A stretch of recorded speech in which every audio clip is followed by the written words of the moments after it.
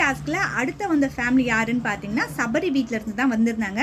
சபரியோட அம்மா, அக்கா, அக்கா பையன், இவங்க 3 பேர் பார்த்த உடனே சபரிக்கும் ரொம்ப எமோஷனல் ஆகி அழ ஆரம்பிச்சிட்டாரு. அதுக்கப்புறமா அவர் டாஸ்க் பண்ண போயிட்டாரு. அவர் கொடுத்த டாஸ்க் என்ன அப்படின்னு பார்த்தீங்கன்னா, ஒரு பெல்ட்டை வந்து இடுப்பில் கட்டிக்கணும். அந்த பெல்ட்டுக்கு பின்பக்கமாக வந்து பார்த்தீங்கன்னா ஒரு பாக்ஸில் நிறைய பால்ஸ் இருக்கும். ஓட்ட வழியாக குலுக்கியே அந்த பால்ஸை வந்து வெளியே கொண்டு வரணும். அது மாதிரி கொண்டு வந்துட்டு அவர் வந்து அவங்க அம்மாவை பார்க்க வந்துட்டார்.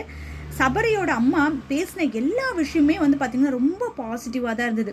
இப்போ ஒவ்வொரு சீசனில் ஒவ்வொரு ஃபேமிலி வரும்பொழுது ஒரு சிலர்லாம் நம்ம மனசில் பதிஞ்சிருவாங்க இல்லையா, அது மாதிரி இந்த சீசனில் இது வரைக்கும் அந்த ஃபேமிலியில் சாண்ட்ராவோட குழந்தைகள் வந்து பண்ணது விஷயங்கள் மனசில் நல்லா பதிஞ்சிச்சு. அதே மாதிரி சபரியோட அம்மா பேசின ஒவ்வொரு விஷயமும் வந்து பார்த்திங்கன்னா உண்மையாலுமே ரொம்ப நல்லா இருந்தது. அதில் முக்கியமாக கமருதீனை பார்த்து ஒரு விஷயம் சொல்லியிருப்பாங்க, நீ அம்மா இல்லைன்னு ஃபீல் பண்ணாதப்பா, நானும் உனக்கு ஒரு அம்மா மாதிரி தான் அப்படின்னு சொல்லும்பொழுது கமருதீன் முகத்தில் ஒரு சிரிப்பு. அது உண்மையாலுமே தான் அம்மா வந்து பேசினா எப்படி இருக்குமோ அந்த இது வந்து பார்த்திங்கன்னா கமருதீன் கிட்ட இருந்த மாதிரி நான் ஃபீல் பண்ணுறேன். ஏன்னா பார்வதி கிட்ட நிறைய சேட்டை பண்ணும்போதுலாம் கமருதீன் எனக்கும் சுத்தமாக பிடிக்கவே பிடிக்காது. ஆனால் ஒரு அம்மாவாக வந்து பேசும்பொழுது அவர் முகத்தில் இருக்க அந்த சிரிப்பு உண்மையிலே பார்க்குறதுக்கு ரொம்ப அழகாக இருந்தது. அவங்களும் வந்து ஒரு பிள்ளையாக நினச்சி பேசுனது பார்க்க நல்லா இருந்தது. அதே மாதிரி அவங்க கிளம்பும் பொழுது கானா வினோத் வந்து அழுதுருப்பார், நீ ஏன்பா அழற, நான் இருக்கேன்ப்பா உனக்கு அம்மா, உங்கள் எல்லாருக்கும் நான் அம்மாவாக இருக்கேன் அப்படின்னு சொல்கிறாங்க பார்த்தீங்களா. அதுக்கு ஒரு பெரிய மனசு வேணும்.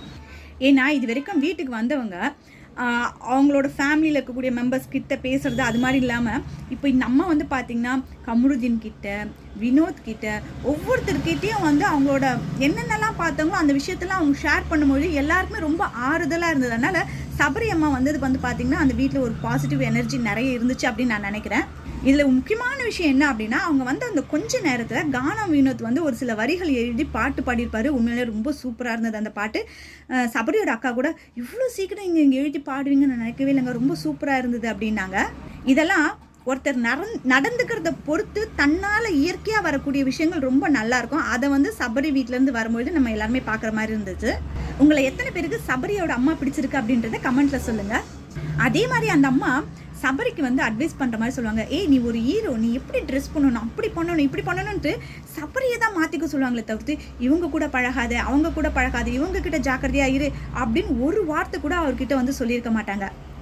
அது உண்மையிலேயே எனக்கு ரொம்ப பிடிச்சிருந்தது. அந்த காலத்து மனுஷங்க இப்போ எவ்வளோ கள்ளங்கப்படம் இல்லாமல் இருக்காங்க அப்படின்னு நினைக்கும் போது எனக்கு ரொம்ப சந்தோஷமாக இருந்தது. உண்மையிலேயே சபரி வந்து ரொம்ப லக்கியான பர்சன் அப்படின்னு நான் நினைக்கிறேன்.